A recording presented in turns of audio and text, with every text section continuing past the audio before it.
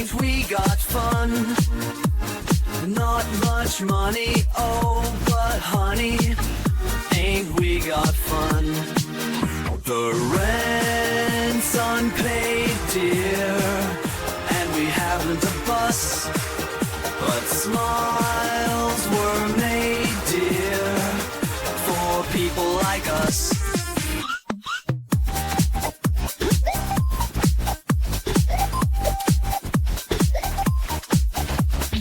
In the winter, in the summer, don't we have fun? Times are bum and getting bummer, still we have fun. There's nothing surer, rich or para, ain't we got fun?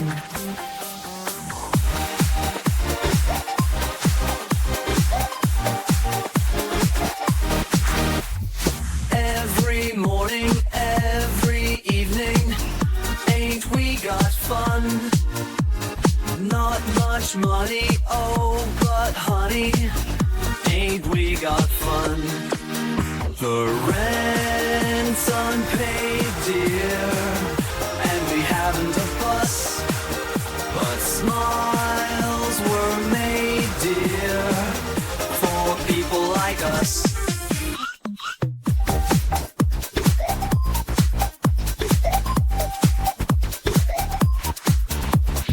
In the winter, in the summer, don't we have fun? Times are bum and getting bummer, still we have fun. There's nothing surer, rich or para, ain't we got fun?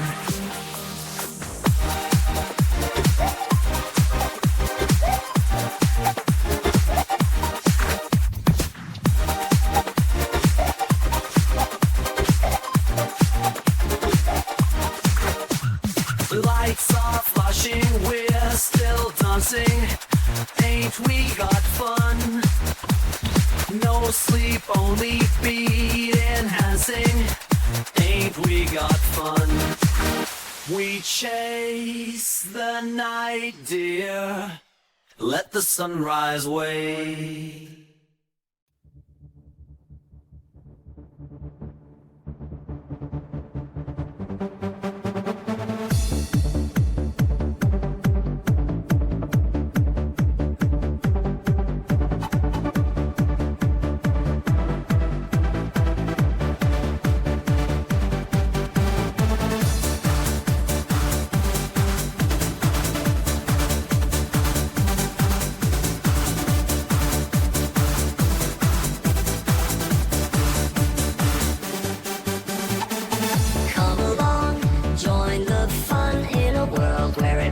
Is never done. Every corner we turn, a new friend in tow. It's time to start the magic on the Globus show.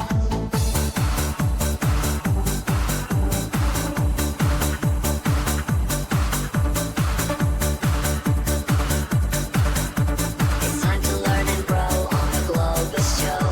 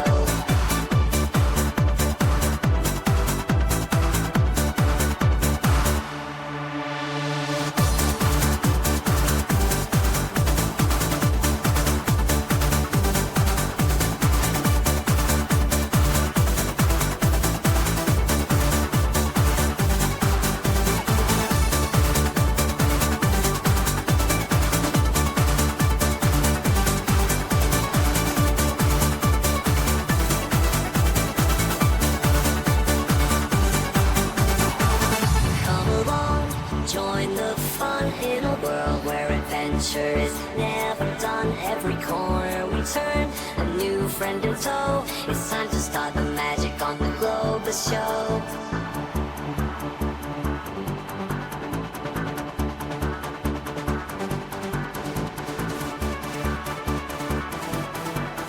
It's time to learn and grow on the Globus Show.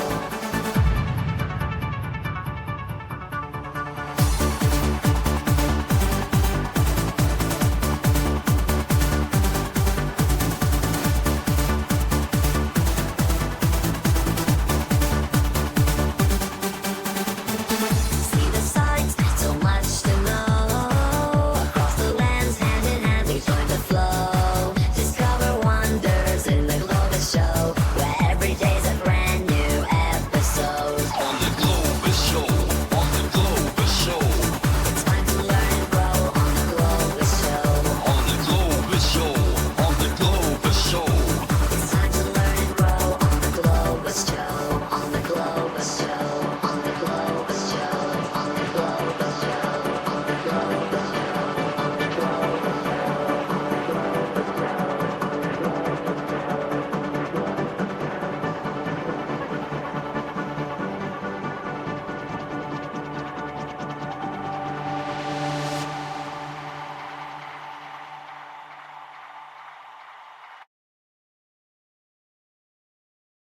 Morning Twitch.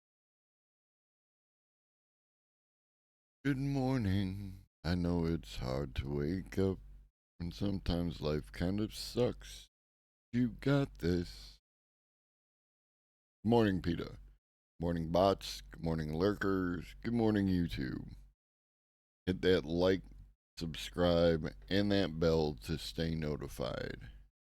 And come visit us at twitch.tv Globus_the_elder. It is Friday, May 24th, 2024. And this is the news.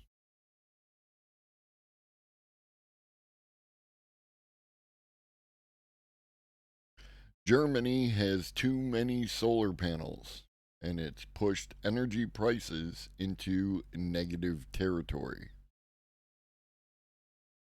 Germany has installed more solar capacity than consumer demand requires, SEB research found. During peak solar production hours, producers have taken an 87% price cut in the past 10 days. In fact, raw market energy prices fall into negative territory during these hours.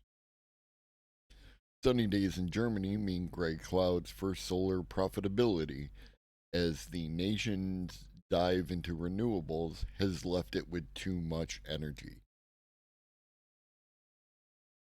It's just a bizarre series of words we're reading here. According to a note from SEB Research, in the past 10 days, solar producers have taken an 87% price cut during production hours. In fact, when production peaks, prices have slid well below zero.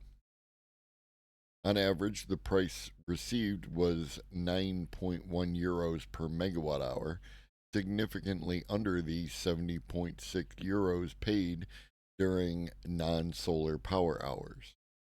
This is what happens to power prices when the volume of unregulated power becomes equally big or bigger than demand. Good morning, Resute. Prices collapse when unregulated power produces the most. Last year's record wave of solar installations are what driving Germany's price destruction as inventory outpaces consumption. While total solar capacity topped 81.7 gigawatts by 2023's end, demand load only reached 52.2 gigawatts, noted SEB chief commodities analyst Jarn Scheildrop. The difference between the two actually widens even more in the summer, a season of peak production and lower demand. This also means that consumers are not necessarily benefiting from the low prices, as they typically consume more energy in non-solar hours. Unless new installations are spurred on by subsidies or power purchase agreements, oppressed profitability could eventually halt Germany's solar expansion. Instead, focus is likely to move on to improvements that will make more use of the energy produced, such as investments in batteries and grid infrastructure. Yeah, that makes sense. That's what you should be doing. This will, over time, exhaust the availability of free power and drive solar hour power prices back up. This again will then eventually open for renewed growth in solar power capacity growth. The supply demand imbalance is neither a new issue for Germany nor is the country alone in experiencing it. The European market has raced to install solar capacity through last year, a move made urgent after Russia cut off its energy supplies to the continent. A European green energy supply glut, further extended by wind turbine and nuclear expansion, has triggered previous instances of negative price dips. In reality, this doesn't mean that consumers are reimbursed to use electricity, as they're not paying raw market price. Instead, rates are typically agreed on beforehand. Okay.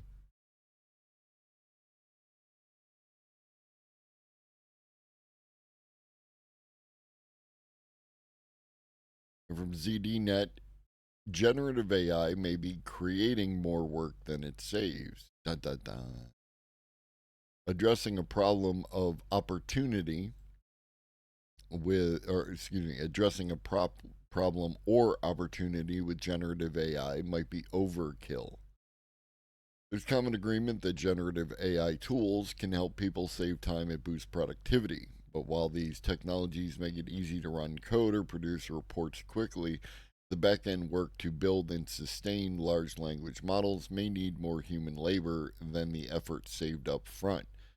Plus, many tasks may not necessarily require the firepower of AI when standard automation will do. That's a word from Peter Capelli, management professor at the University of Pennsylvania Wharton School, who spoke at a recent MIT event.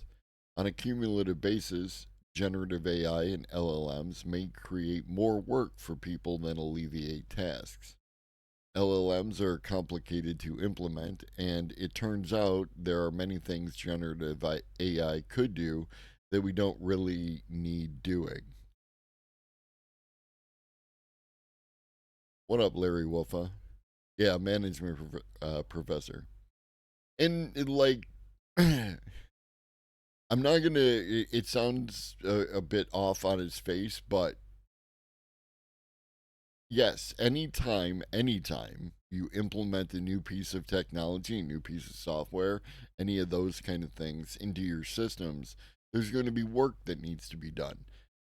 And that is called an investment, right? You do additional work now to save work over the long term.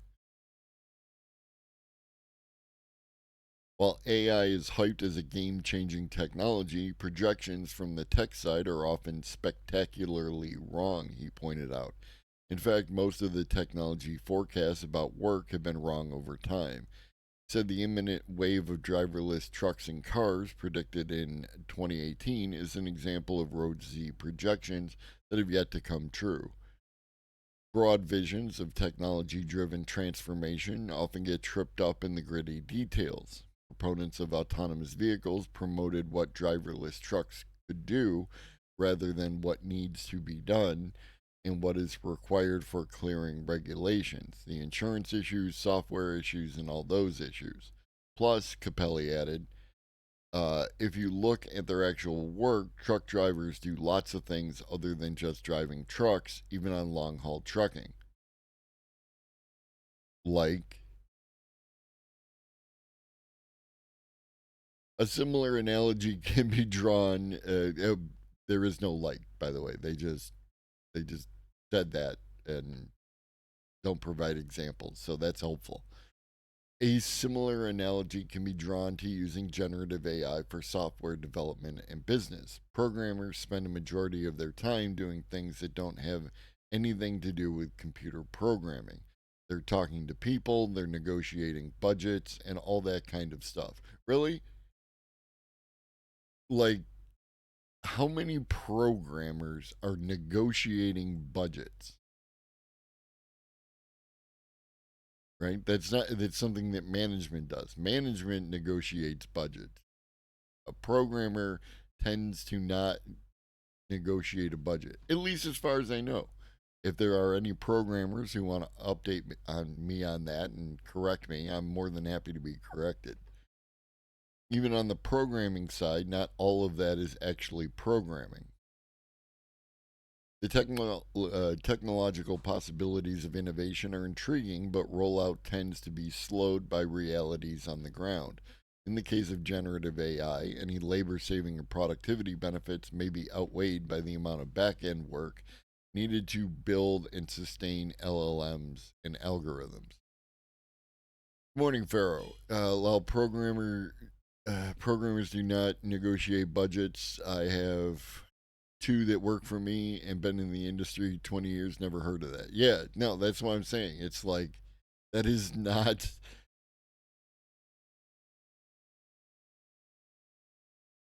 yeah, I'm not sure what this person is on about, but they are a management professor from Wharton. So both generative and operational AI generate new work. People have to manage databases, they have to organize materials, they have to resolve these problems of dueling reports, validity, and those sorts of things. It's going to generate a lot of new tasks. Somebody is going to have to do those. Okay? He said operational AI that's been in place for some time is still a work in progress. Machine learning with numbers has been markedly underused. Some part of this has been database management questions. It takes a lot of effort just to put the data together so you can analyze it. Data is often in different silos in different organizations, which are politically difficult and just technically difficult to put together. Okay, that last part I'll give you. Capelli cites several issues. Here we go. Examples. Capelli cites several issues in the move towards generative AI and LLMs that must be overcome. Addressing a problem slash opportunity with generative AI may be overkill. There are lots of things that large language models can do that probably don't need doing. For example, business correspondence is seen as a use case, but most work is done through form letters and rote automation already. Add the fact that a form letter has already been cleared by lawyers, and anything written by large language models has probably got to be seen by a lawyer. And that is not going to be any kind of a time saver. I mean, yes, if you're talking about emails that have to go outside the company, but internal emails um, could be used. But I'll let's say I'll give you that one. It will get more costly to replace rote automation with AI. It's not so clear that large language models are going to be as cheap as they are now. Capelli warned, as more people use them, computer space has to go up, electricity demands alone are big, somebody's got to pay for it. Yes, so we need to expand our capacity, which is something that other people have been talking about. Maybe you should talk to them, Capelli. Did I call him Capaldi? I mean Capelli. He's not Peter Capaldi.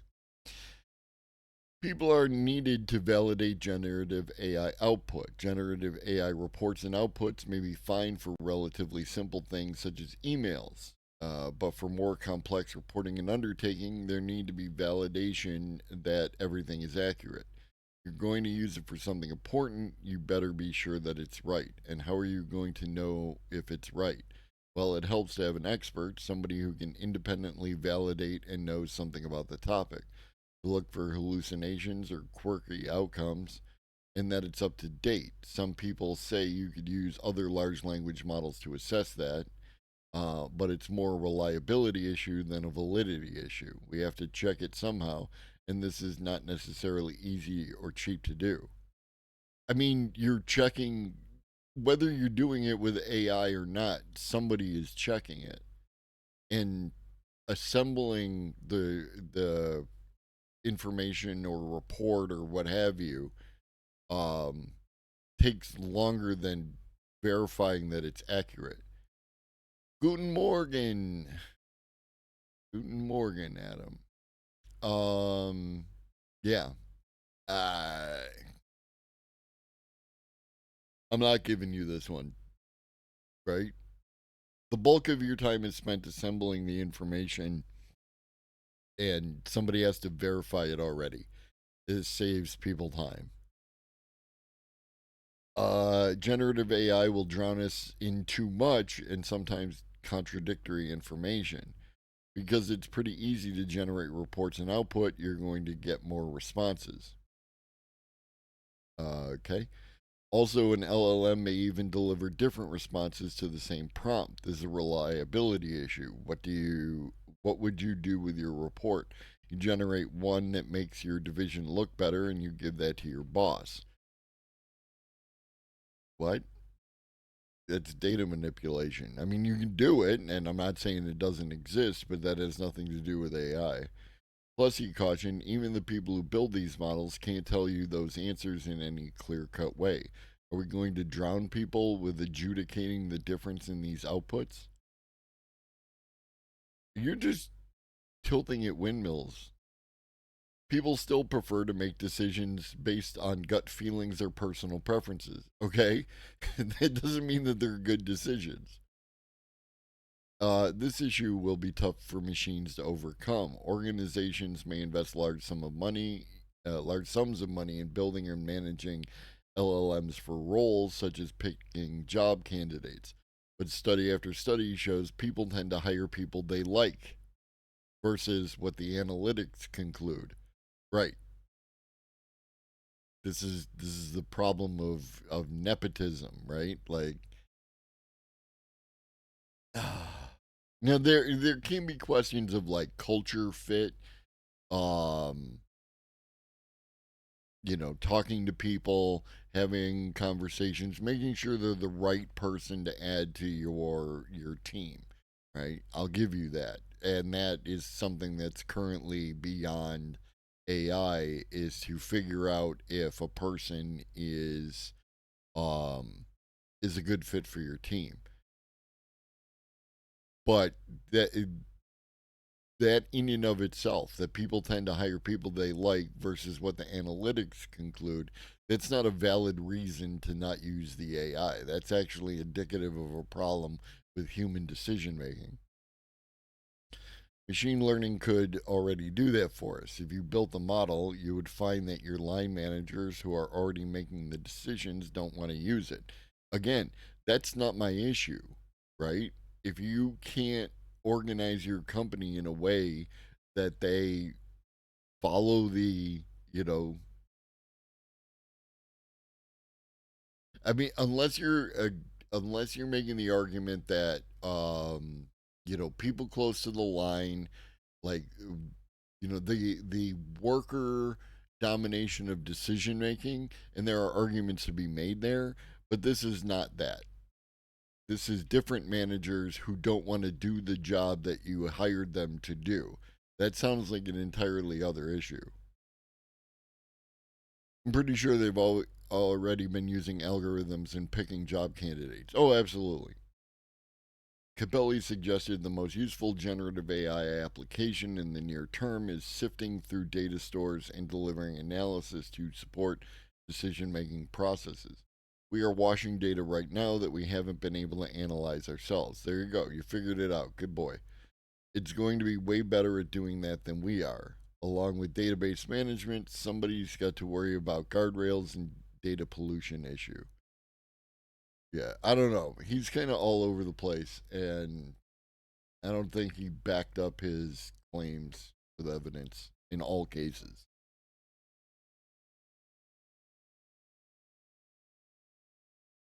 Shifting over to renewable energy, bladeless wind energy innovation aims to compete with rooftop solar. A compact, motionless wind turbine with morning capars with a magnetic generator designed for large commercial rooftops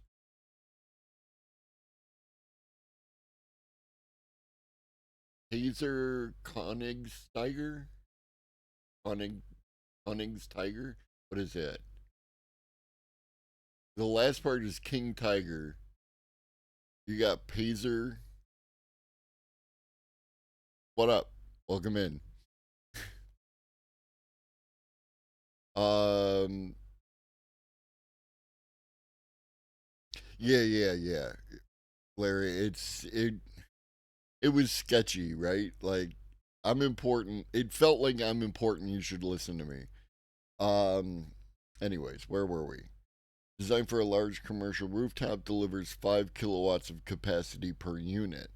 AMAI Technologies secured Series A funding for scaling its innovative design. A new bladeless.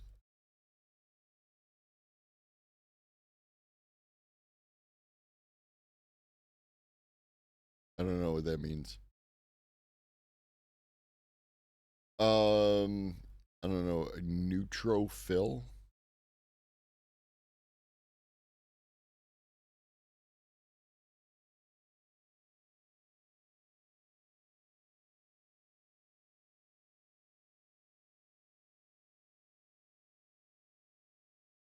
like a white blood cell.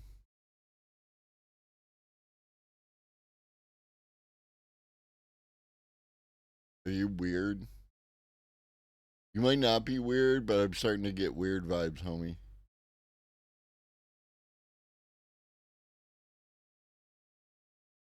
Anyways. Yeah. The, okay. All right. Biology, biochemistry, immunology, undergrad. You just could be a strange combination of hobbies and whatnot. Um at this point in time, you're gonna chart your own future. You hang out, you're cool, then you're cool. Be weird and you understand what's gonna happen. So be cool. We like cool people here. We like subject matter experts who like to who share information and whatnot. We don't like goofy people. I think that that's fair for anyone, right? No problems, no problems. A new bladeless wind energy unit patented by AMAI Technologies has secured $9 million in Series A funding to accelerate the rollout of its innovative design. I don't think that the liver creating fat is relevant to what we're talking about in here. Um, the scalable motionless wind energy unit can produce 50% more energy than rooftop solar at the same cost.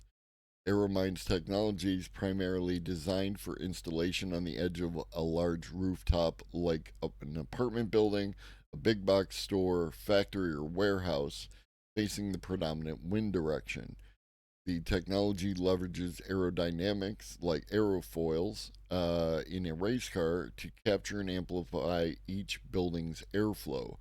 The unit requires about 10% of the space required by solar panels and generates round the clock energy as long as the wind is blowing.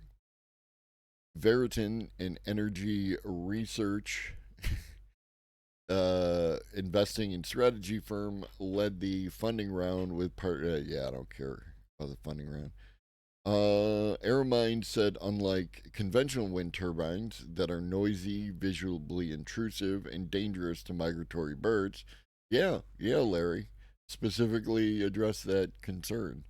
The patented system is visually motionless and virtually silent. And unlike large centralized onshore and offshore wind farms, the space efficient systems are mounted on roofs, bringing power closer to where it's needed and lessening the need for expensive long distance transmission and infrastructure.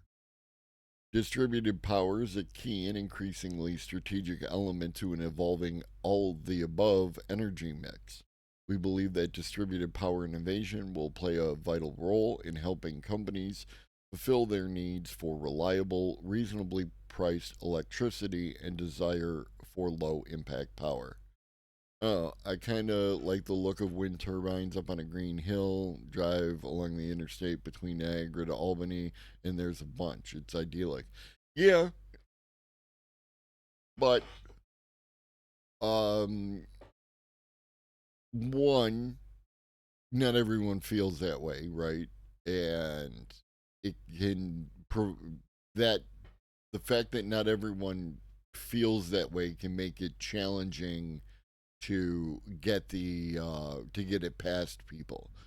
Two, um, there was recently the storms and tornadoes in Iowa that took out some of those larger ones. Um, Now, you can't, just take that under consideration. You have to take other things under consideration, and shit is going to happen that is beyond the scope. But that is also a concern, right? The other thing is that they are very tall, which means, that each turbine requires a certain amount of physical space from other turbines. This allows you to do it on a more dense fashion. And like you say, options are good.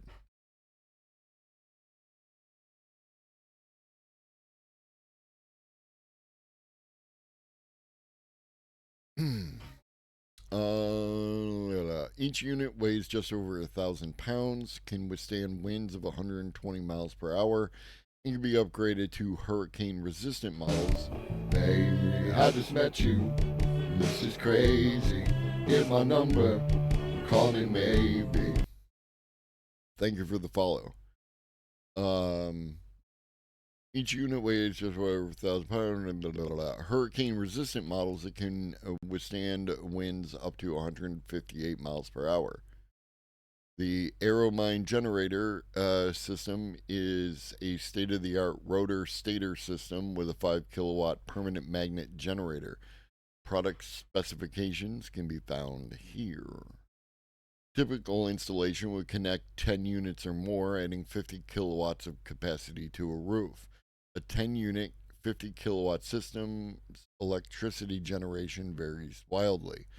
AMAI set a roof height of 16 feet and 4.5 meters per second average wind speed would produce about 20,000 kilowatts per year or kilowatt hours per year, while the same 10 unit system on a 50-foot high roof with 8 meters per second would produce over 150,000 kilowatt hours per year.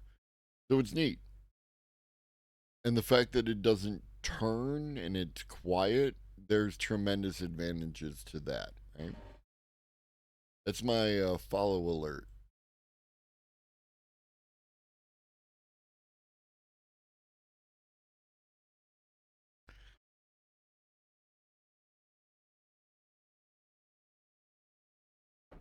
I'm more than happy to let people talk about whatever they want to talk about in chat, as long as it doesn't become distracting. Okay?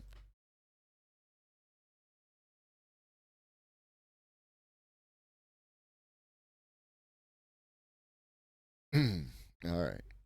Alibaba bets on AI to fuel cloud growth as it expands globally to catch up with U.S. tech giants. Oh, I guess we're not reading this. Never mind. Moving on.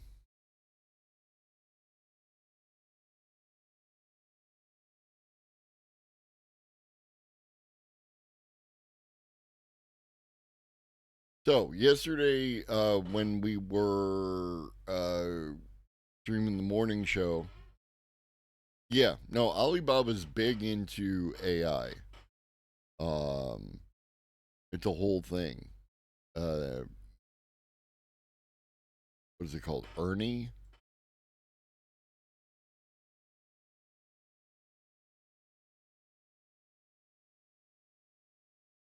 Bu- bu-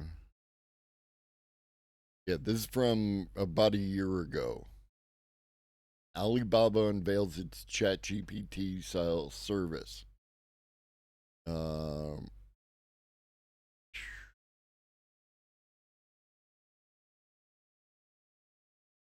new AI powered service at a conference in Beijing where the company demonstrated how it will allow users to transcribe meeting notes, craft business pitches, and tell children's stories.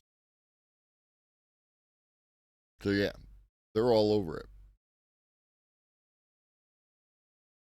So, anyways, yesterday, literally the Amazon of China in every way you can think of.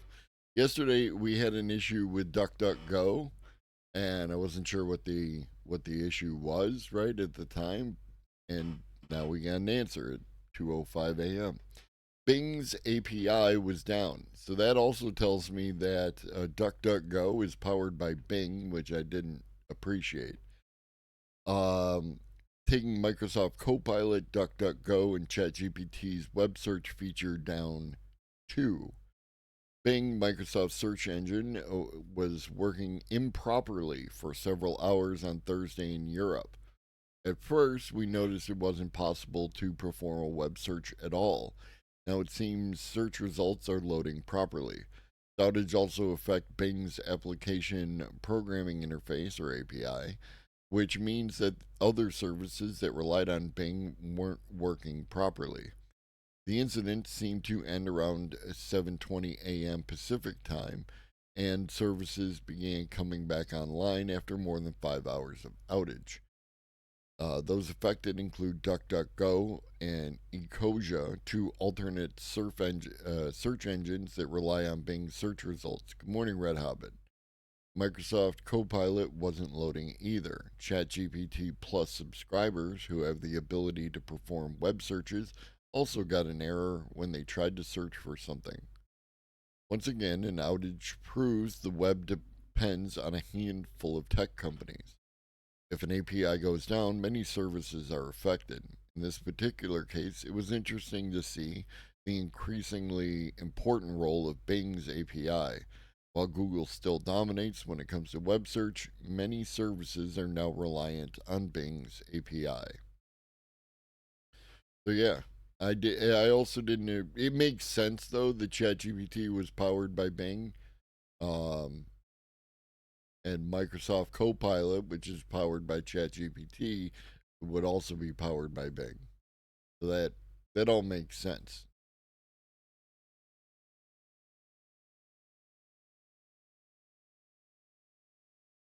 I just met you. This is crazy. Here's my number. Call me. Hard to look right at you, babe. Here's my number. Call me. A test of cloud brightening machines poses no health risk, officials say.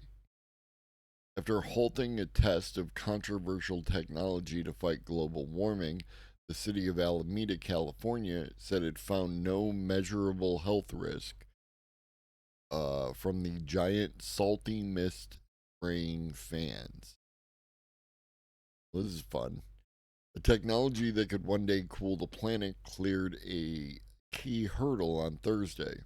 At the beginning of April, scientists from the University of Washington began testing a device that sprays tiny sea salt particles into the air. The initial test, held on the deck of a decommissioned aircraft carrier in Alameda, California, were simply to see if the machine propelled a mist of suitable size.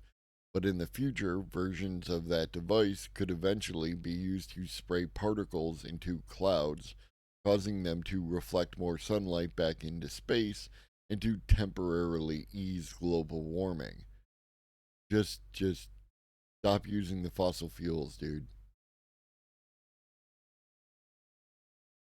2 weeks later, Alameda officials ordered the researchers to stop their experiment, citing possible health and environmental risks. It does make solar less effective. I don't know how much, because clouds already exist and like that, but it's something. It's a question, Larry. You're not wrong. Um, the city said it would commission its own assessment to determine whether the experiment posed a threat. On Thursday evening, Alameda released its findings. The experiment does not generate a measurable health risk to the surrounding community or pose a risk to wildlife. The chemical components of the saltwater solution, which is similar to seawater, being sprayed are naturally occurring in the environment. It also noted that seawater is one of the largest sources of natural aerosols in the atmosphere. So yeah, they have until they're going to meet on June 4th. I mean, this is one of the less invasive, right? You're basically just trying to speed up the process and intensify the process of cloud creation. Um, for those of you who don't remember Earth science, tiny particles um, in the air get attached to tiny um, amounts of water, eventually forming larger amounts of water, eventually forming clouds. And once you have a significant saturation of water, then that turns into rain. So this is a variation on that process of of making it rain, right? What do they call it? Not salting the clouds, but you know what I'm talking about. So this is it be if they're only using like salt water, then this is fine. It shouldn't it it could lead to excessive salt in the soils, right? Seeding the clouds. That's what the thing is.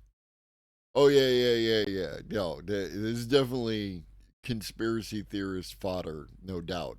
Especially because it's happening in California. But you know, the thing in and of itself doesn't sound bad. It it's always possible it could lead to, you know, additional issues down the road. So just stop using the fossil fuels, homie. It's a light news day today, so it's going to be a short episode today. Um, if we finish up before a full hour, then I'll see if I can find my precious plastic. We read a really nifty article a while back about how you can use plastic, any kind of plastic. You put it into this machine. The machine produces graphene, which has a tremendous number of uses, and hydrogen, which has a tremendous number of uses, with a, what was it, 95, 97% efficiency. Um, so if we can do that at scale, we can definitely fix this plastic issue that we have. Now we just got to collect it all again, right? Because it kind of just ended up everywhere. As opposed to, like, I don't know, compressing it into Wall-E blocks and building giant skyscrapers out of it. Shifting over to copyright, one of the favorite well, I guess AI related topics on the channel. Warner Brothers is threatening to destroy my YouTube channel, says popular modder, alleging that a sweep of copyright claims forced them to scrub 1 billion views worth of videos from the internet. I've been requested to delete all my Mortal Kombat 1 videos from my channel. Toasted Shoes, the mastermind behind a truly unhinged YouTube channel by the same name, has alleged that Warner Brothers is threatening to destroy his channel by means of an overkill IP infringement notice. You might remember Toasted Shoes as the guy who added Homer Simpson to Elden Ring, or the person who tempted the famously litigious Nintendo with a Pal World Pokemon conversion mod. Okay, that I remember. Which later received an accursed but legally distinct version.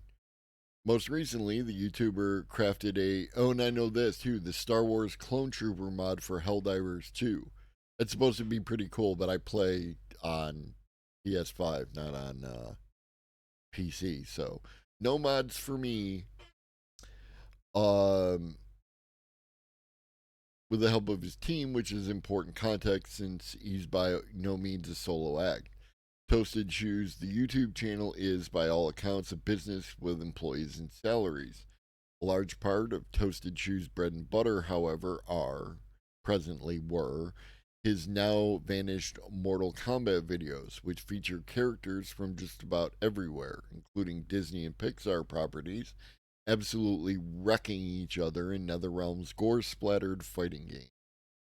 Toasted Shoes discussed the situation on his Twitter in a lengthy post. This morning, I received an IP infringement notification directly from Warner Brothers stating that the Mortal Kombat mods in my content infringe on their intellectual property rights.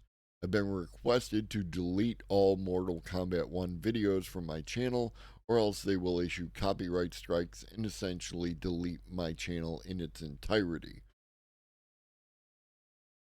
A report by IGN states that the takedowns in question were filed by an AI powered brand protection company called Tracer, which suggests that the takedown notices were in part automated.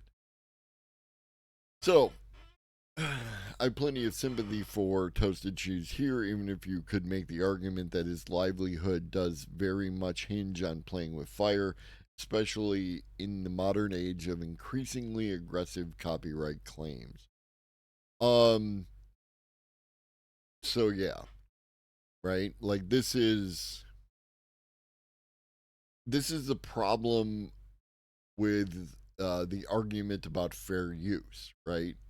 Fair use is an after the fact defense. It's not something you can type whatever the hell you want about, this is protected under fair use law, and you can go ahead and you can reference all the reference you want.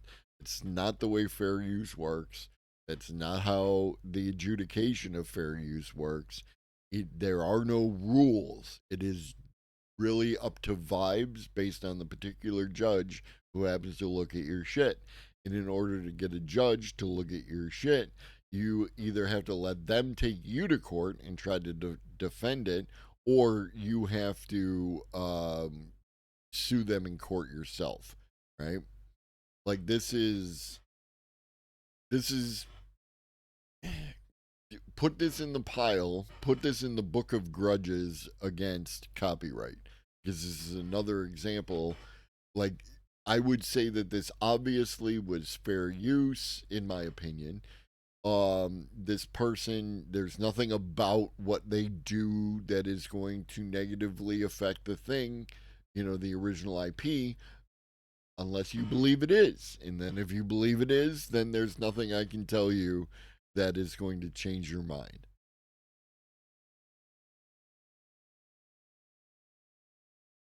A new Def Jam is needed. You ever played Def Jam wrestling, whatever it's called? Um, it was a neat game. An interesting wrinkle he highlights, however, is that NetherRealm's chief creative officer has retweeted and shown enthusiasm for the modding community before, despite NetherRealm itself being owned by Warner Brothers Games. Might not be all that surprising, as claims like this tend to come from publishers and the like rather than the studios themselves. Studios are people who like to make stuff, and publishers are people who like to make money. The clips of my mods have over 1 billion views across all platforms that have allowed me to bring attention to the game as well as continue supporting the team of developers I work with. A team of modders work with me on both a part-time and full-time basis, and the revenue from these videos pays their wages. Toasted Shoes alleges that he has been unable to reply to Warner Brothers directly. I have no way of contacting Warner Brothers or asking what exactly they deem infringements on their copyright. I also seem to be the only content creator that I know of that has been sent a cease and desist from Warner Brothers. Due to all this, I am now forced to remove all videos from my channel. The whole thing does feel like a U-turn from Warner Brothers, who otherwise let the videos exist unabated for months without so much as a peep. I've reached out to Warner Brothers Games for comment, and I'll update this article if I am provided a response.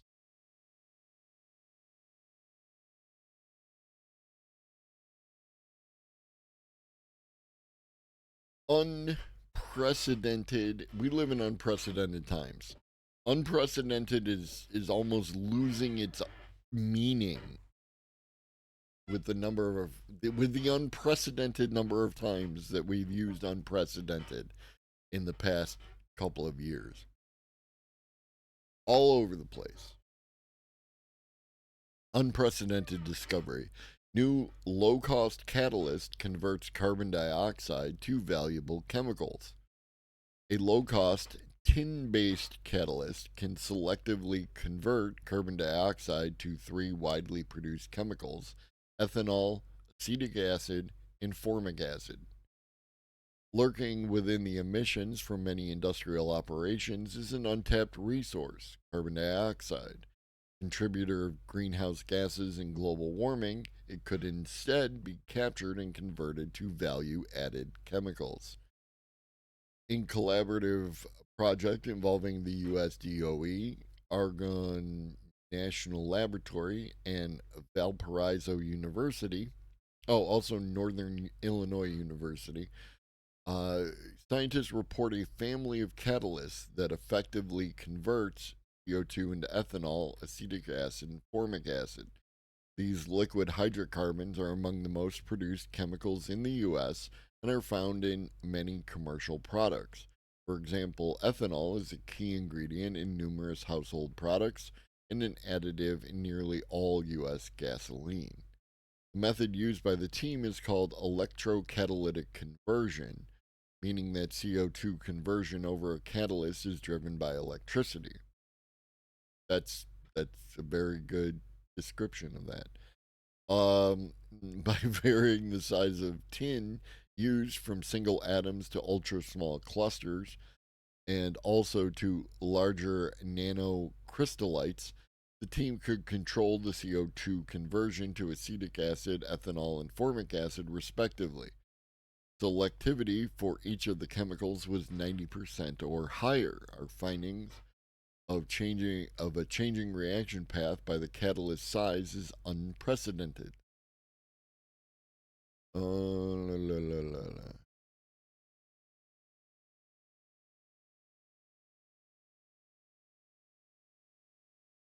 Our ultimate goal is to use locally generated electricity from wind and solar to produce desired chemicals for local consumption.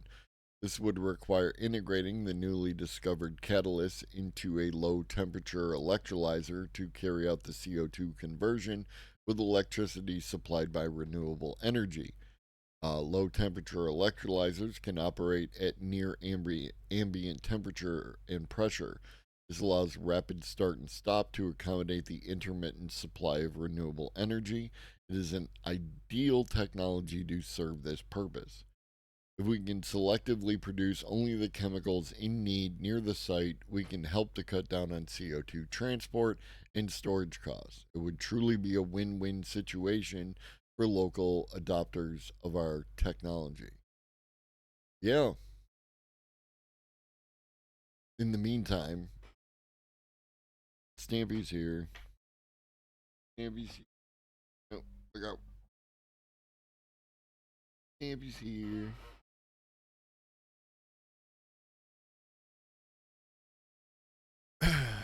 All right. Brace yourselves.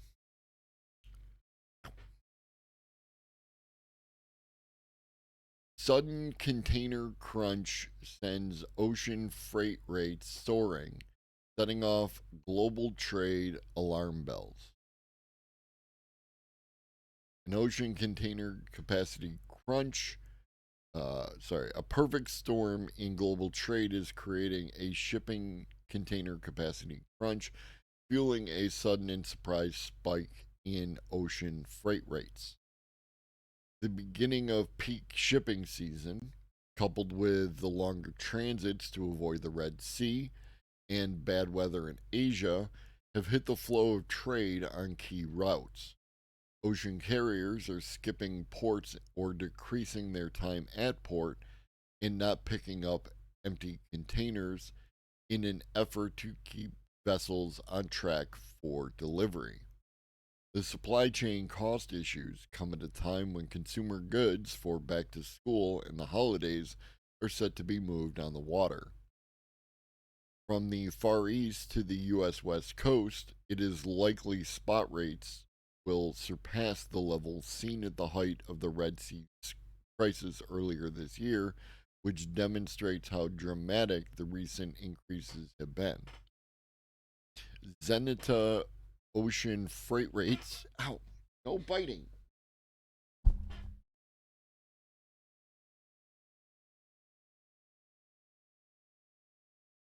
You gonna behave?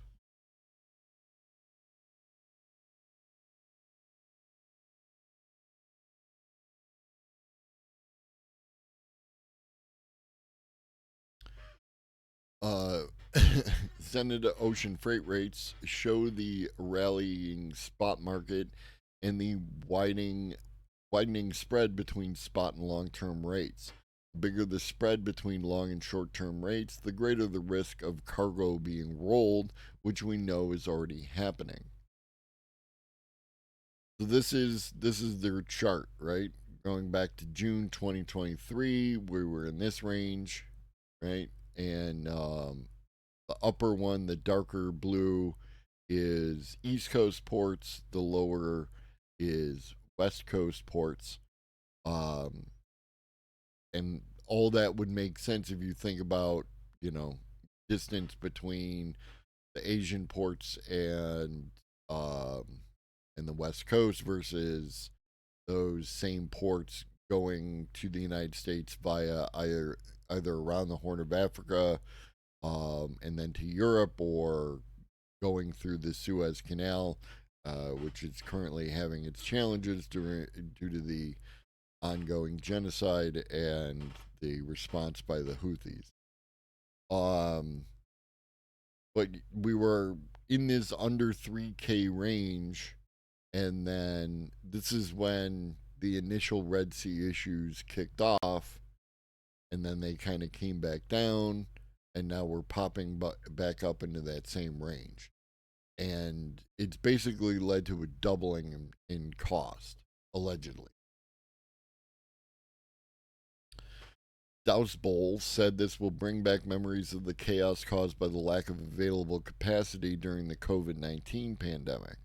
Similarly to back then, some freight forwarders are now being pushed to premium rates to secure space guarantees.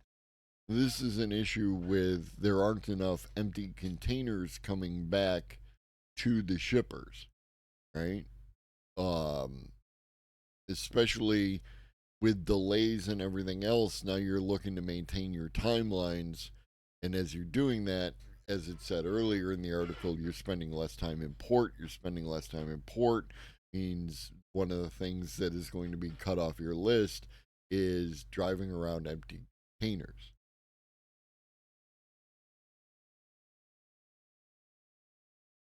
Um, Early Zenita data suggests rates will increase further at the start of June. DHL has been warning about a container crunch since January because of the longer routes needed to avoid the Red Sea since the Houthi attacks began. Containers are out on the water for longer and, as a result, not available to be reloaded. The availability of containers has been slowed even further by bad weather impacting port operations in China, Malaysia, and Singapore. Many logistics experts had forecast sufficient container and vessel capacity after a global freight recession to handle the supply chain issues from the Red Sea to a drought-ridden Panama Canal. But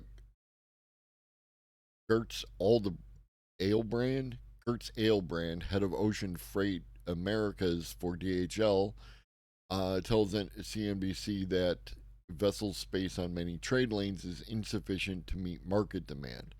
Trade lanes from Asia to Latin America, trans Pacific routes, and Asia to Europe are all experiencing space constraints. These shortages are affecting specific locations, some carriers, and certain types of equipment.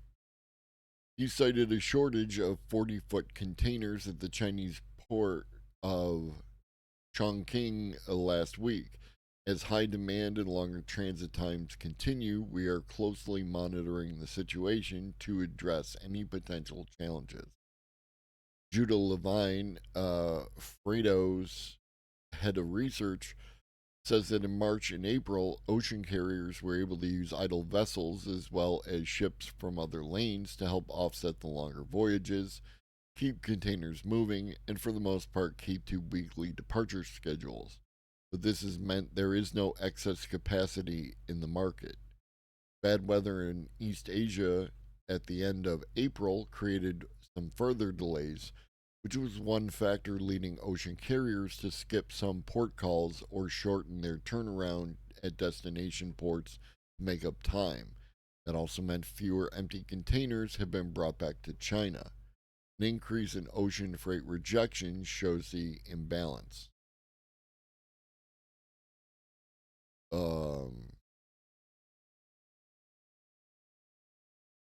The percent of total 20-foot equivalent units rejected or declined by ocean carriers. Because this is the thing. It's not just, okay, I buy, you know, as a company, right? Like I'm going to buy X number of units from China and have them shipped. Somebody has to be willing to ship my shit. And if they don't ship my containers, because, you know, let's say let's say these are these numbers are way off. Let's say the shipping company has capacity for 30, which is way off. 30 containers. Well, there's a premium there, right? I want to get my stuff to me as quickly as possible.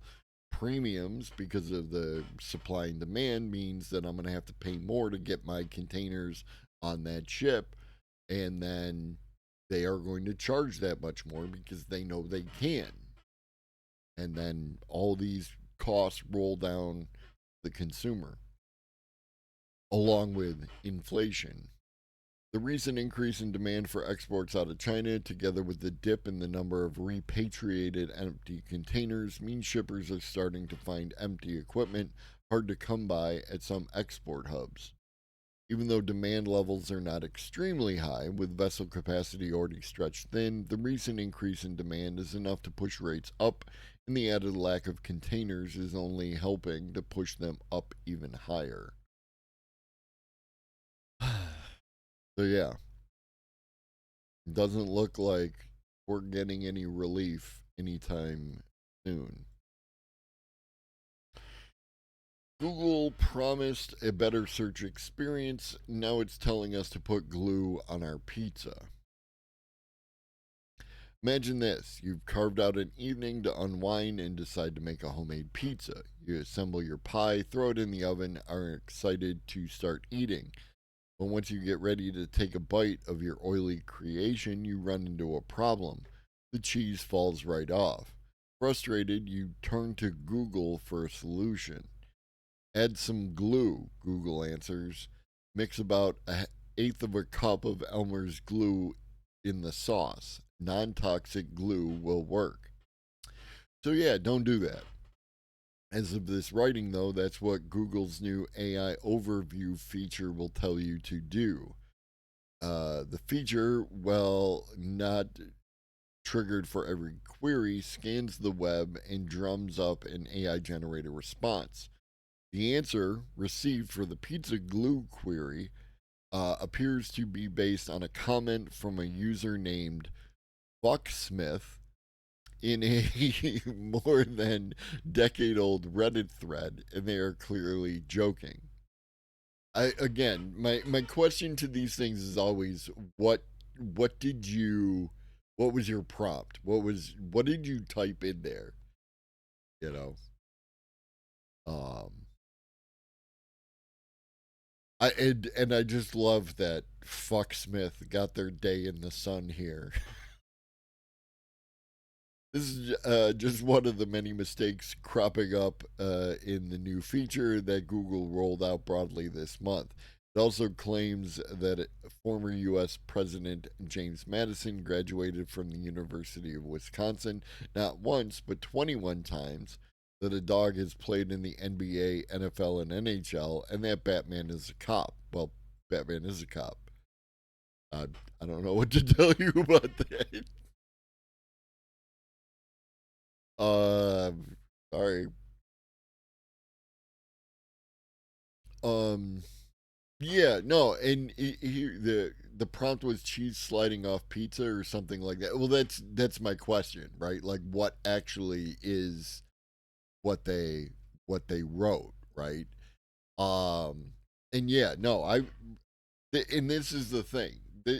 This comes up a lot, Larry, is that I've had that Google AI assistant on my search for quite some time, and I don't have these problems that people keep telling me exist. Now, I can only say that I don't have these problems, right? Because I can only speak of my personal experience. It's anecdotal. And yeah, Reddit doesn't help me though, because this right here, this could be completely faked, right? Just for internet clout, you know what I mean? People do shit all the time. I need to know what people use for their prompts so that I can do the experiment myself. Because if I can't replicate your experiment, then I don't believe you. Ultimately, is what it comes down to. It's science. It's simple science. Um, there's too much words plus picture on the internet that, like, you know, cheese not sticking to pizza. Okay,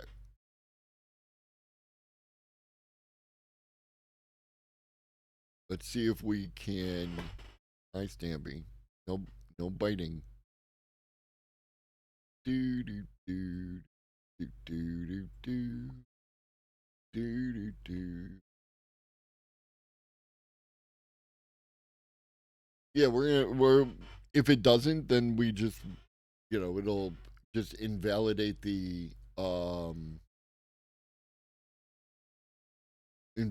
the experiment. It's not a huge concern. It might not do it because I'm using DuckDuckGo.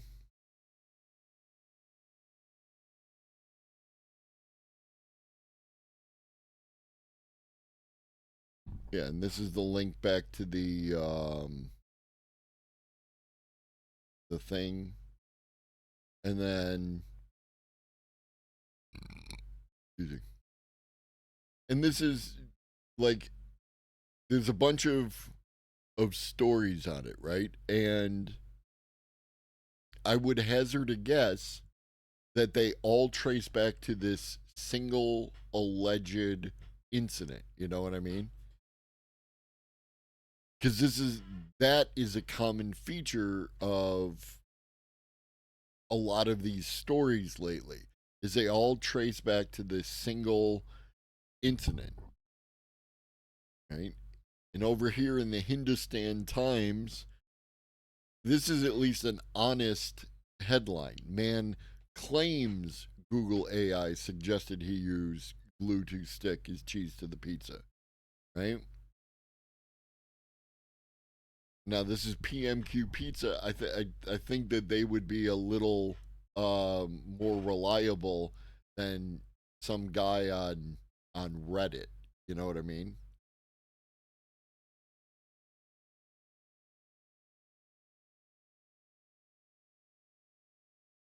And then here's Business Insider, um, and like that, a bunch of news aggregators picking up and running with it. You're pulling my wires, bruh. Okay, now lay down. Okay. Ow. So yeah, All right, so this was not a good experiment because we didn't get an AI generated response providing us with a suggestion, but it is a chance to review media literacy. I think it's plausible considering the top result on Google is that Reddit post suggesting Elmer glue. It even highlights it. And you're right, it is plausible, right? Like, I'm not saying it didn't happen. The only thing that I can say is that a lot of these issues that people have don't seem to happen for me, right? Like when I do a Google search, I don't get, you know, a search results filled with AI slop as a lot of people who also don't seem to like AI get in their search results. And this is my question. Is there something about your behavior and how you personally interact with Google? Not you, Larry. I'm talking to these other people. Um, that has led to this result where I, in my different experience with using Google, don't get those results because my results are usually, you know, relevant, related. I do get the Reddit thing, but that's SEO optimization, and that has existed for, what, 10 years now, more, 20. The story was the first time even finding out that Google is experiment with putting AI answers into search results. Well, you should come here more often because that's exactly what we do. Is we try to keep people up to date on all the changes. Google didn't promise this would be perfect, and it even slaps a generative AI as experimental label at the bottom of the AI answers, but it's clear these tools aren't ready to accurately provide information at scale.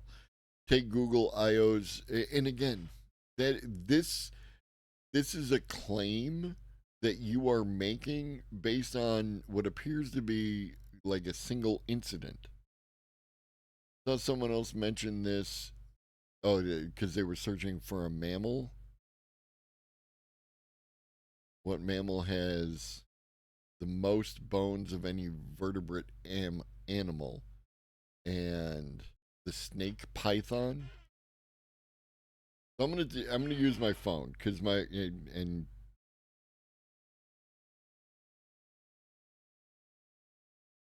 I'm gonna try and assume what the thing is. What mammal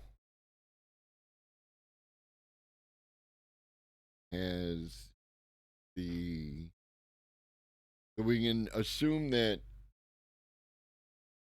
that has right, by looking at the alleged cert, what mammal has the and M? We're going to say most because it uses most down here, and then bones of any vertebrate animal. So we'll go with that as the entire search. Most bones of any ver,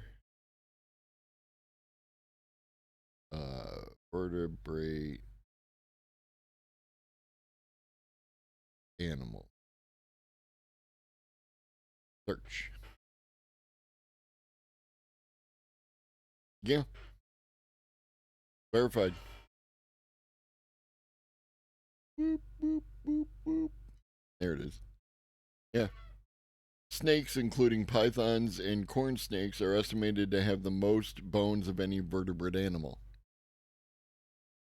So there it is. We did science. We came up with the results.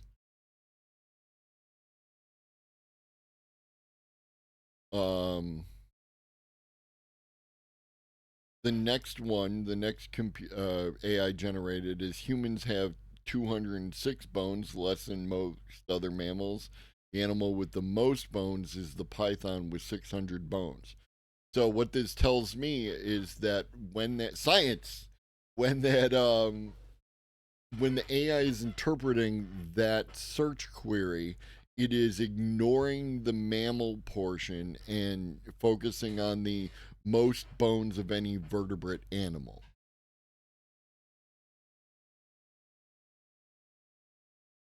I love science. And this is the thing is it makes it so easy because now that I verified the thing that they were showing me, and I now can say I have new information. I'm going to update my model with the new information, and I'm going to move the fuck on.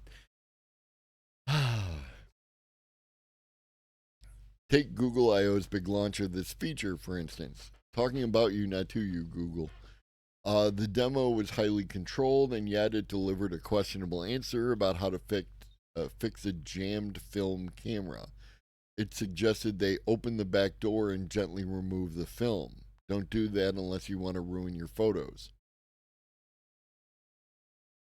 Okay, that's not questionable. That if it's jammed, what else are you going to do to get it out? See, and this is the problem that I have. Having worked, right? Like, I'm not a photographer, but I've worked with film cameras, old, what are they, 35 millimeter. I did a course in high school where we actually developed film. They got these nifty little cans that you put the film into, and so you develop everything inside the can. It's a whole friggin' thing. And if your film gets jammed in the camera, what else are you going to do? It's jammed, okay? It's going to ruin my photos, okay? Well, right now, you can't do anything because you can't access the film. It's jammed. You have to remove the jam. How do you remove the jam? You have to open the door to get it out of there. It's not a questionable answer, it's an accurate one. I don't know what to tell you. It's not just Google. Companies like OpenAI, Meta, and Perplexity have all grappled with AI hallucinations and mistakes. However, Google is the first to deploy this technology on such a large scale, and the examples of flubs just keep rolling in, which is what we like. Absolutely, hallucinations are an issue. Nobody's saying they are not, unless they're weird. Um, and you need to get this stuff out there in order to figure out where the problem is and then fix it.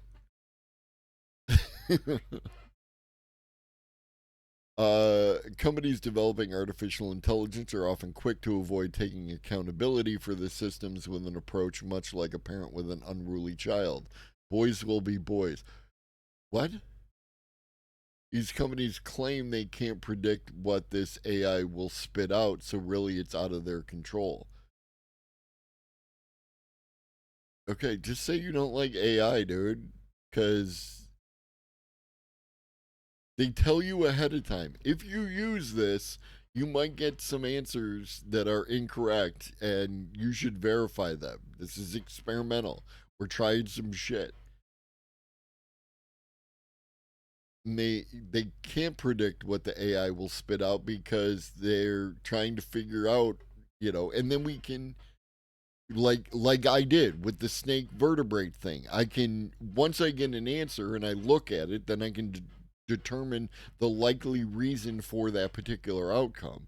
It's a matter of can we then go back and make adjustments so that it produces more accurate results in the future.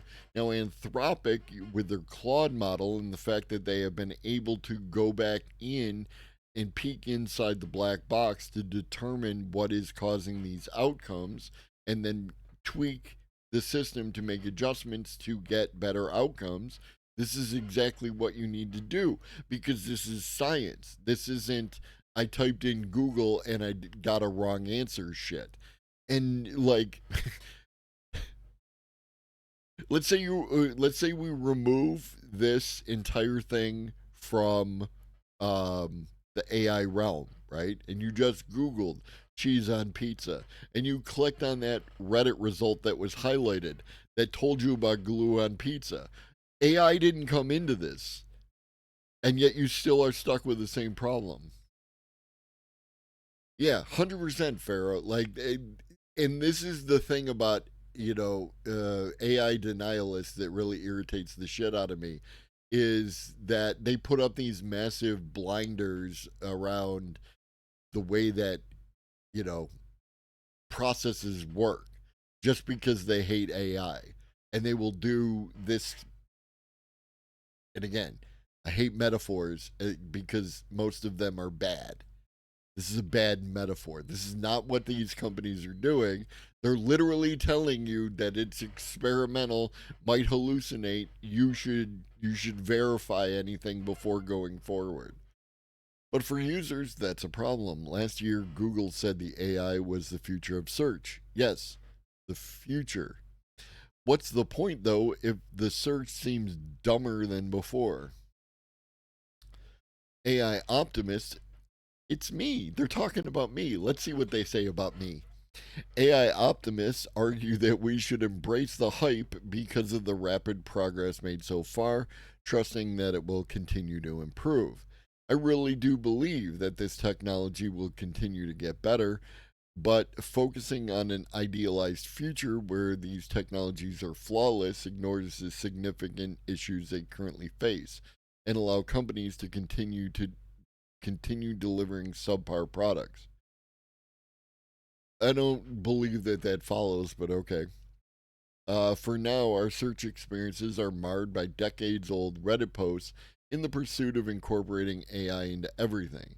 Any ideal? No, no, no. You're conflating two things.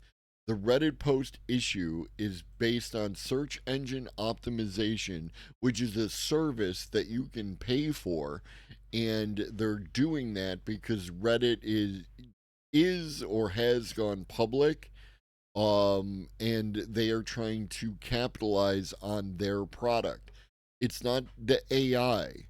The AI is just reacting to what's coming out of the search engine optimization in that regard. These are two different issues that are resulting in your problem. Many idealists believe we are on the brink of something great. That's me. And that these issues are simply the growing pains of a nascent technology. That's also me. I sure hope they're right. Good. Then why did you write this article? Well, one thing is certain. We'll likely witness someone putting glue on their pizza soon because that's the nature of the internet. Yeah, a very small number of people put Tide Pods in their mouth. And then the media blew it up to be this thing that, like, all of the kids are putting Tide Pods in their mouth, right? You should be careful about your own behavior. Anywho, yeah, no, let's go back to day one Google. Day one Google probably sucked ass, and therefore, like, oh, it'll never be anything, right? Because it's not like we improve things over time. All right, we're gonna finish on this one. And I actually extended this episode out closer to 9 o'clock, so congratulations to me. I stumbled upon LLM kryptonite, and no one wants to fix this model breaking bug from the register. Known fans of AI, the register. Morning, Nemesis. Yeah, yeah, that was the thing. Is like I don't remember early Google because it was Netscape. It was or it was AOL for me, my personal thing. It was AOL, then it was Netscape, um then it was Yahoo, right? Like Yahoo was the one that I and the people in my sphere used most. um Ask Jeeves was there, but it wasn't the one that we used. um and then at some point in time, Google just became the one. And then, like, I worked for Juno, which was you used to pay for email, and Juno was that service. And then eventually, Juno had their own kind of search. It might have been powered by Netscape. I can't remember. It was a million years ago. Um, yeah, it just at some point in time in that transition period, we ended up with um, Google. Morning, Neo Maxim. Dogpile? No. I don't remember Dogpile. I remember the, like, there's the joke for the old heads of the, the million different taskbars meme. Um, that is oh man, the early days of the internet. People were dangerous. Yeah, no, I actually got a news story suggested to me by Google from AOL the other day. So don't be surprised if stuff is still out there existing. I remember people who had a launcher because that's what companies fancied at the time to connect users to the internet. We deleted them and did direct PPPoE connections. That was possible back then, and opened a browser with their site, like for example, telecom, and not a small number of people thought that was the internet. The telecom site. Yeah, people don't know what they're doing. It's great. Neural nets have flaws, or neural nets with flaws can be harmless yet dangerous. So why are reports of problems being roundly ignored? From Mark Pesce. Mark Pesce is a huge fan of AI. Great fan of AI. Big AI guy, Mark Pesce. Feature. Imagine a brand new and nearly completely untested technology um, capable of crashing at any moment under the slightest provocation without explanation or even the ability to diagnose the problem. No self respecting IT department would have anything to do with it, keeping it isolated from any core systems.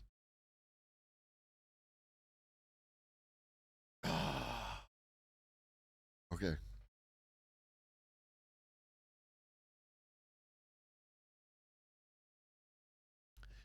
let's continue. They might be convinced into setting up a sandbox for a few staffers who wanted to have a play, poised to throw the kill switch the moment things took a turn. What if, instead, the whole world embraced that untested and unstable tech, wiring it into billions of desktops, smartphones, and other connected devices? You'd hope that as problems arose, a condition as natural as breathing, there'd be some way to deal with them so that those poor IT departments would have someone to call when the skies began falling. I've learned differently. Tell us what you've learned, Mark. It would appear that the biggest technological innovation since the introduction of the World Wide Web a generation ago has been productized by a collection of fundamentally unserious people and organizations who appear to have no grasp of what it means to run a software business, nor any desire to implement any of the systems or processes needed to affect that seriousness. That sounds like an extraordinary claim, and it does. Bear with me. I have an extraordinary story to share. Are we doing an anecdote as evidence? Is that what we're doing, Mark? Let's go. Hands on. For a bit over a year, I've been studying and working with a range of large language models. Most users see LLMs wired into web interfaces, creating chatbots like ChatGPT, Copilot, and Gemini. But many of these models can also be accessed through APIs under a pay as you go usage model. With a bit of Python coding, it's easy enough to create custom apps with these APIs. We're seeing a new class of apps integrating AI capabilities, such as document summaries and search results filtering, into larger and more complex applications. I have a client who asked for my assistance building a tool to automate some of the most boring bits of his work as an intellectual property attorney. Ooh, it is my favorite. Parts of that tool needed to call APIs belonging to. Oh, this is an extension of the article that we read the other day. Still talking about that same experience. Parts of that tool need to call on APIs belonging to various U.S. government services, entirely straightforward. Okay. Other parts involve value judgments, such as does this seem close to that, where close doesn't have a strict definition, more a vibe than a rule. That's the bit an AI based classifier should be able to perform well enough, better than any algorithm, if not quite as effectively as a human being. The age, the age AI has ushered in the age of mid. No, the AI age. Proofread your shit. Read it out loud like I'm doing, and you'll find your mistakes. It's that easy. Has ushered in the age of mid. Not great, but not horrid either. This sort of AI driven classifier lands perfectly in that mid. I set to work on writing a prompt for that classifier, beginning with something very simple, not very different from a prompt I'd feed into any chatbot. To test it before I started consuming expensive API calls, I popped it into Microsoft Copilot Pro. Underneath the Microsoft branding, Copilot Pro sits on top of OpenAI's best in class model, GPT-4. Type the prompt in, hit return.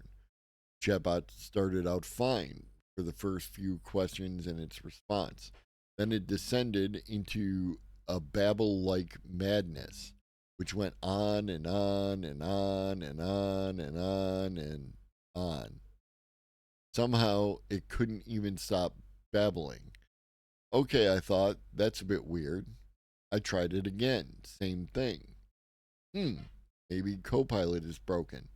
No problem with that. I have pretty much all the chatbots: Gemini, Claude, GPT Plus, Llama 3, Meta AI, Mixtral, you name it. I've got a window open to it on the cloud, or can spin it up and run it locally on one of my machines.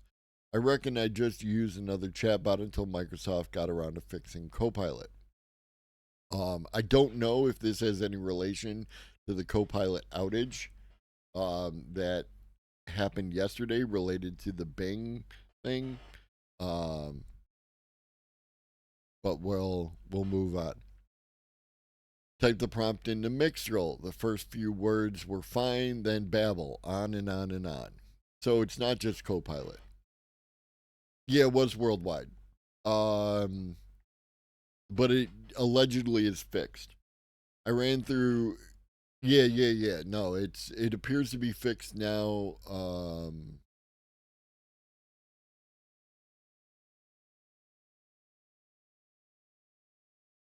Listen, it was down, and it took out DuckDuckGo, which is how I learned. This article is how I learned that DuckDuckGo powered by Bing. Dude.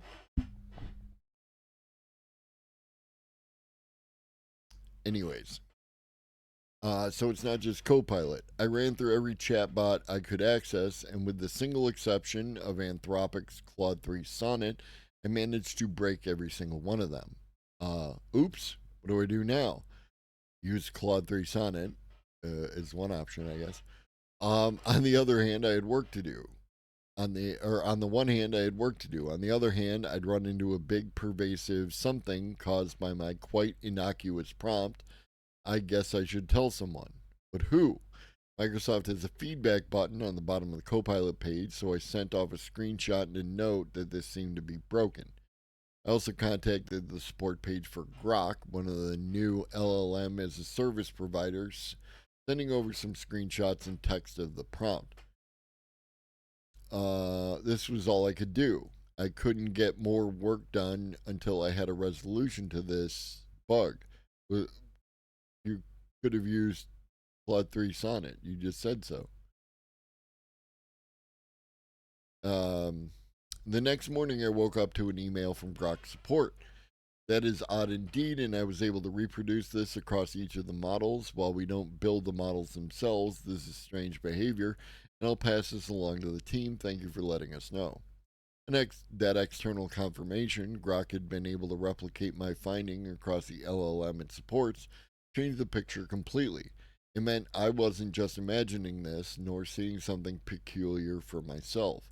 And it implied something far more serious. I'd stumbled onto something bigger than a bug. Models from different providers use different training data sets, machine learning algorithms, hardware, and so on. While they may all seem quite similar when dressed up with a chatbot front end, each uniquely reflects the talents and resources used to create them. Finding something that affects all of them, it doesn't affect all of them, it affected almost all of them, which I think is important, I guess. But let's continue. I don't want to nickel and dime this, but like you need to be careful about hyperbole. Um, when you're if you're making declarative statements, then they need to be accurate. Finding something that affects all of them points away from the weakness of a single implementation towards something more fundamental, a flaw. It seems ridiculous on the face of it. Transformers, the technology underlying large language models, have been in use since Google's 2017 Attention is All You Need paper transformed artificial intelligence. How could a simple prompt constructed as part of a prototype for a much larger agent bring a transformer to its knees? If nothing else, I'd have expected that makers of LLMs would have seen this sort of behavior before and applied a fix. That is an assumption that doesn't necessarily follow. Um, I point to all of software in which unreported bugs occur and then they are reported. Now, this is bigger than that, and I'm not saying it isn't. If it is in fact affecting most of these LLMs, then we need to understand that. Then again, LLMs process language, and we know language to be infinitely flexible, creative, and variable. It's simply not possible to test every possible combination of words. Perhaps no one had tried this before. There you go. If that was the case, then I'd stumbled into synthesizing LLM kryptonite. And if that was true, I faced a choice. What do I do with this powerful and potentially dangerous prompt? There's a vast and shadowy dark web market for prompt attacks, strings of text and structured prompts that can get an LLM to ignore its guardrails, display protected or malicious information, reveal customer data, and worse. I had no idea whether this flaw could produce that kind of behavior. And having no training or permission to operate as a pen tester, I didn't want to try to find out. I did consult a white hat friend, one with a profound antipathy for all things generative AI. Oh, that's exactly who you want to go with, right? With an ironic sigh, he recommended reporting it just as if I'd found a security flaw in a just as if I'd found a security flaw in a software package. An excellent suggestion, but not a small task. Given the nature of the flaw, it affected nearly every LLM tested. I need to contact every LLM vendor in the field, excepting Anthropic. Okay, but how? Most of the chatbots provide a feedback button on their website to comment on the quality of a generated response. I use that feature on Microsoft Copilot to report my initial findings and never received a response. Did I do the same with all the other vendors? I suspected that given the potentially serious nature of the flaw, dumping it into a feedback box wouldn't be as secure nor as prioritized as the situation deemed to warrant. I would need to contact these LLM providers directly, making a connection with someone on their security teams. I mean, this is ultimately like where we're at across a variety of different things, right? Like, who do I talk to and how do I talk to them? The structured responses of the modern day customer service tech support framework. This is this is indicative of the bigger problem. No, I mean it's a fair concern, right? If I have a if I have a prompt that can apparently cause an LLM to freak out, you dump something into a feedback queue and it depends on how quickly they get to that feedback queue, right? Are the employees working it overworked? Are they using AI to triage the feedback queue? If they are, what would that prompt putting into the feedback queue do to that triage AI? Um, it's not an unreasonable request, but then how do you do that? How would you implement the system by which you make that possible? Like the only way I can think of is having a number for paying clients, right? Like if you have a different contact group that you can get past all that front end shit that's intended for customers. Because if you give customers a phone number, they will use it, right? That's how that works. If you give customers a mode of access, they will use it. So you can't publicly put a high priority queue option that's front facing for customer use, because then the customers will bypass your intended queues and just go right to that one, right? Because that's where they're going to get answers. This is how this works. If you've ever worked tech support, customer service, or on the other end of that, you know, how many times have you looked for a website or an email address or a phone number so that you could get your problem solved now? Because your problem being solved now is the absolute priority in the universe. I don't know. I think I found this. I would just post it publicly, which he did. Um, if it goes viral, these companies will pick up on it real quick. I mean, again, we have this article, and the Register is not an unknown paper within the space or organization within the space. Um, but yeah, maybe just post the prompt on Reddit and see the chaos that it causes to motivate them. Could have been another option. Where are we? Through high level contacts I had at Microsoft, there you go. This is exactly what I was just talking about. I was able to file a vulnerability report. The drop down list of affected products on Microsoft's webpage didn't even include Copilot. That's definitely a Microsoft issue. I selected Other, reported the flaw, and a day later heard back from their security team. We've looked over your report, and what you're reporting appears to be a bug, product suggestion, but does not meet the definition of a security vulnerability.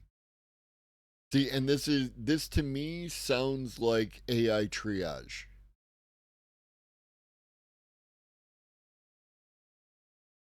Especially if it's written just like this. Anyway, that left me wondering whether Microsoft's security team knows enough about LLM internals and prompt attacks to be able to grade a potential security vulnerability. Perhaps, but I got no sense from this response that this was the case.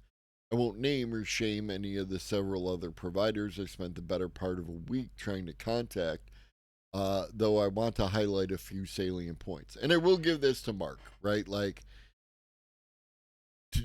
there are many people who would have just done the minimum amount of effort, met any kind of friction, and just said, well, it's ultimately this is your problem and I'm not going to worry about it anymore. The fact that allegedly they spent a week trying to get some results here, I, you know, that's a good internet citizen right there. Yes, you're not wrong there, Nemesis. What's their definition of vulnerability? Apparently, it doesn't include this. Um, One of the most prominent startups in the field with a valuation in the multiple billions has a contact us page on its website. I did so twice and got no reply. When I tried sending an email to security at its domain, I got a bounce. Qu'est-ce que c'est? Another startup valued at somewhere north of $1 billion, had no contact info at all on its website except for a media contact, which went to a PR agency. I ended up going through that agency. They were lovely, who passed on the details of my report to the CTO. No reply. Reaching out to a certain very large tech company, I asked a VP level contact for a connection to anyone in the AI security group. A week later, I received a response to the effect that, after the rushed release of that firm's own upgraded LLM, the AI team found itself too busy putting out fires to have time for anything else. Despite my best efforts to hand this flaming bag of kryptonite onto someone who could do something about it, this is where matters remain in this writing. No one wants to hear about it. While generative AI may be a rather new area within the larger field of software development, the industry has existed for well over a half a century. When I began my professional career 4 decades ago, I spent a good percentage of my time dealing with all of the bug reports that came in from customers using our software. I once spent 3 months in the field fisting.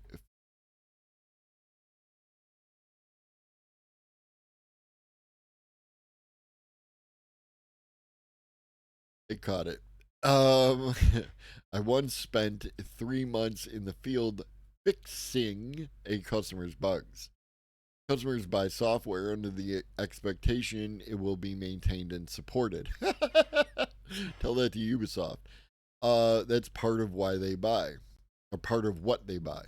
The contract terms can vary, but at its essence, a customer purchases something under the expectation that it's going to work. And if it breaks or doesn't work as promised, it will be fixed. If that doesn't happen, the customer has a solid grounds for a refund, possibly even restitution. One of the most successful software companies I worked for had a reasonably sized QA department, which acted as the entry point for any customer bug reports. QA would replicate those bugs to the best of their abilities and document them before passing them along to the engineering staff for resolution. If the bug had a severe rating, we'd pause the development task in hand to resolve the bug. Less severe bugs would go on to a prioritized list to be tackled as time permitted, with fixes pushed out in the next software update, morning towards night. None of this would sound remarkable to anyone who has worked in the software industry, and you just put your claws into my thigh. Can you settle? Can you not chew on my hands? Can you just sit in my lap?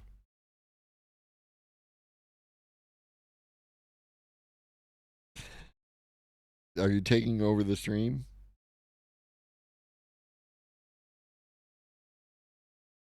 It's almost over.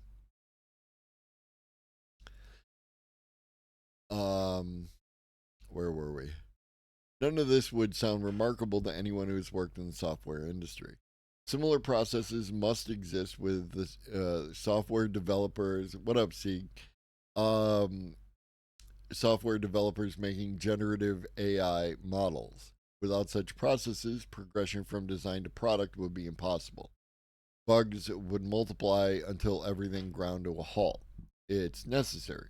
Yet those labs' customers appear to lack any obvious channel to deliver feedback on these products. While that might be a forgivable omission for a free chatbot, what you get what you pay for, as a business proposition where someone pays per token for API usage, this looks like a fundamental operational failure. Fair enough. Why isn't there a big red button on all these sites that can be pressed when things go wrong? Why is it so? You can't have a big red button on a customer facing thing. Like, you could do it under enterprise, maybe. Um, you could do it under enterprise, but you can't do it like on ChatGPT Plus because people would just bang the big red button all day. Why is it so hard to make these firms aware of the customer's real issues? That's a fair question and critique. No doubt some of its size, $1 billion contract, would undoubtedly help to focus the attention of these firms. Yet for the next several years, most of the innovation will take place within small firms, just as we saw with the thousands of web agencies that sprang up in the late 1990s. The big AI firms hamstring their own ability to grow their markets by making it difficult for smaller customers to report bugs. It bad practice, bad business, and it's dangerous. And I would agree. This falls back to what we've talked on the channel before, and people within cybersecurity, and I'm sure most of you who are in that framework or at least aware of that framework understand.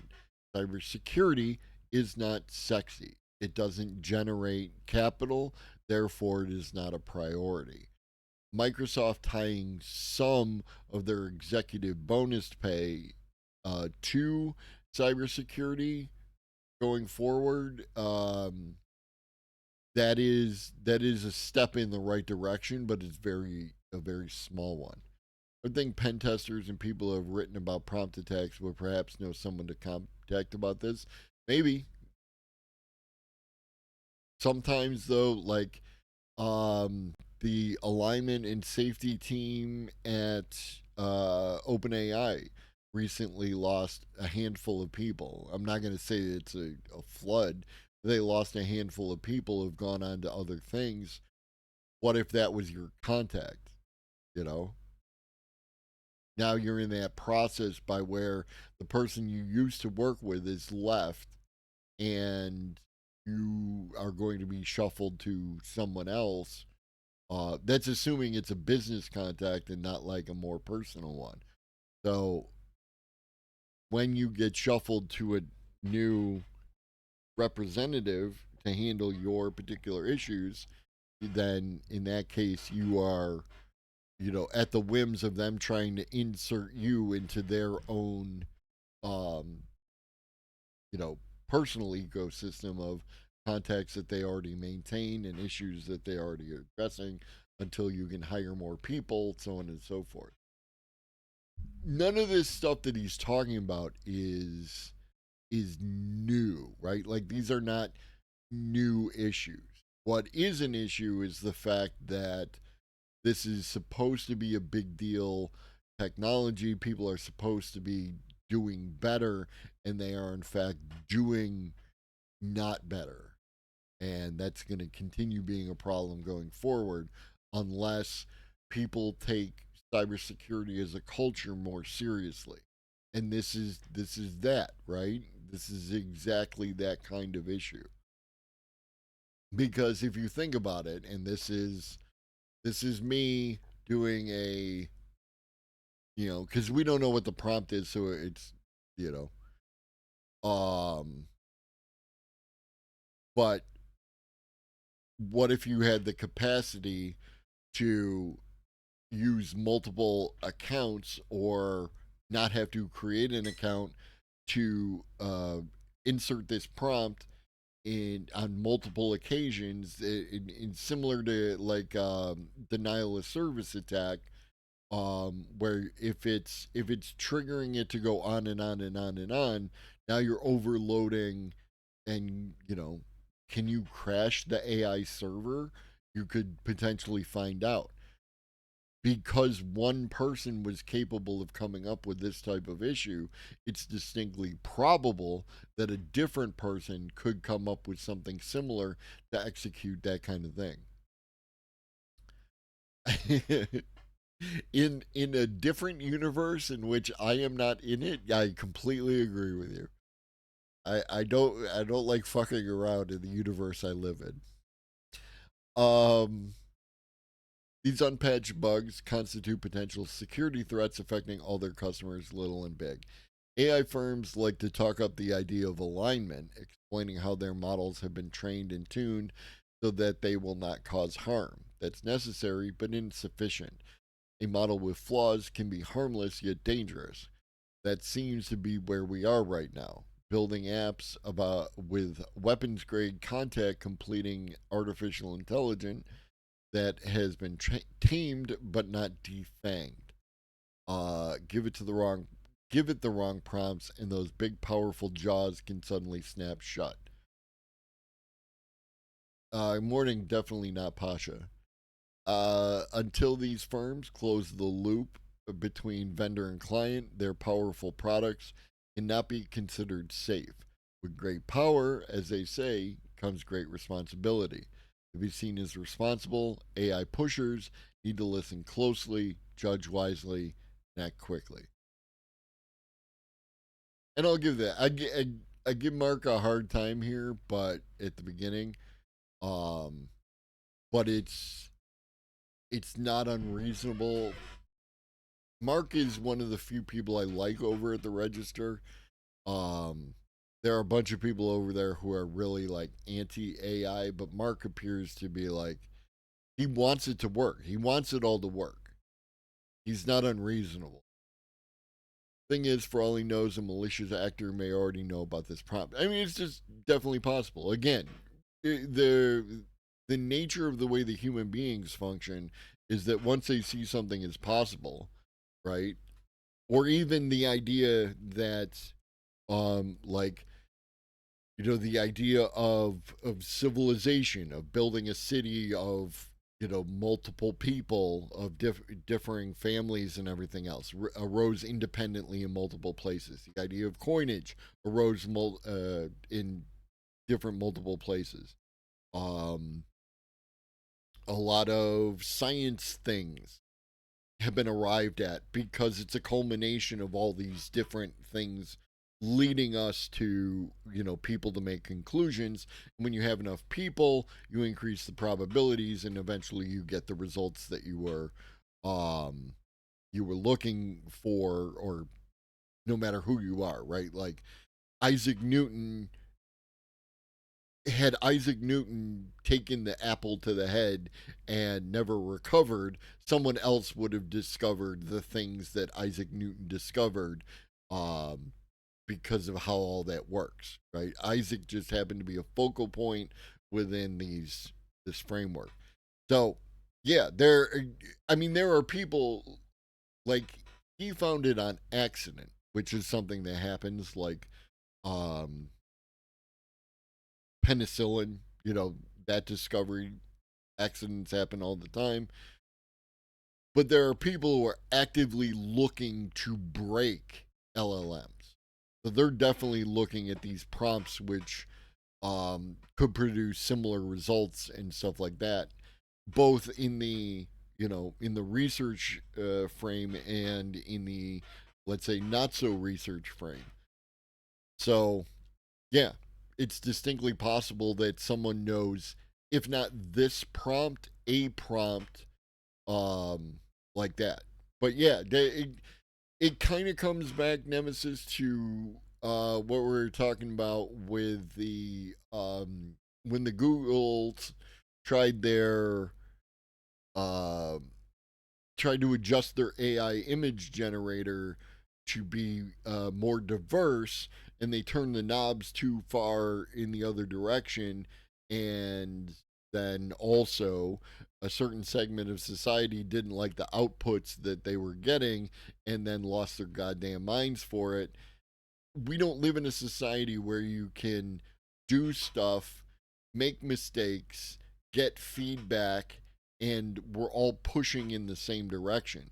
Everything is, if you remember, going back to when Google dropped Bard as an AI that they were still working on, but then ChatGPT dropped, so now they're under financial pressure to release something.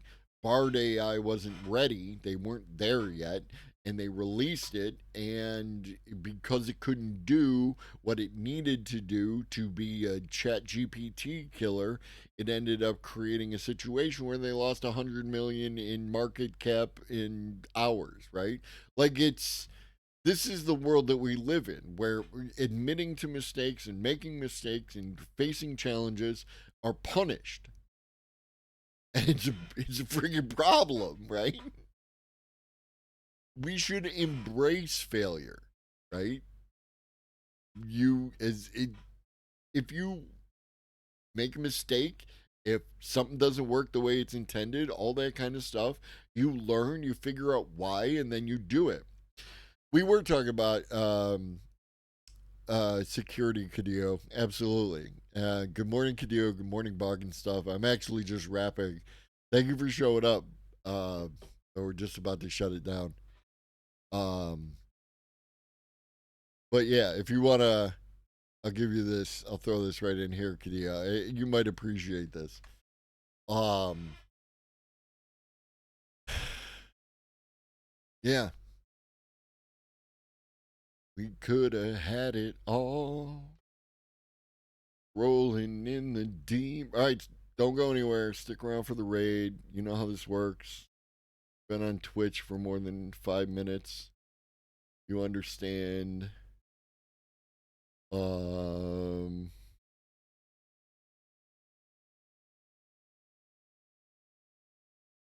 we're gonna raid. TLDR is that he found a prompt that caused the a bunch of LLMs, like everyone that he used, with the exception of Claude, to freak out, right, and just babble on, and he couldn't find a way to tell anybody about it, right, or very few ways to tell very few people about it, and you know, and that's absolutely a problem. We're gonna raid the homie Levelhead. Stick around for the raid again. Stick around for the raid. Stick around for the raid. Stick around for the raid. Um, yeah. Back at 5 p.m. Eastern for the evening show. And then movie night in the Discord is going to be Automata. If you haven't seen it, we're going to be watching that at around 8:30 in the Discord. And that's it. Might be doing something on Saturday, might be doing something on Sunday. Make sure you hit that follow button to stay notified. Because that's how you'll know either when I go live or if you're in the Discord. Yeah, because I note in the Discord when that kind of stuff happens. Hey, I just met you. This is crazy. Here's my number. Call me maybe. Thank you for the follow. And in the meantime, drink your water. Tonight's movie is Automata. What up, JBO? Embrace failures. Absolutely. That's how that's how this all works. It's how we do science. Drink your water, eat some food, take your meds if you forgot, and always remember that Shaggy loves you.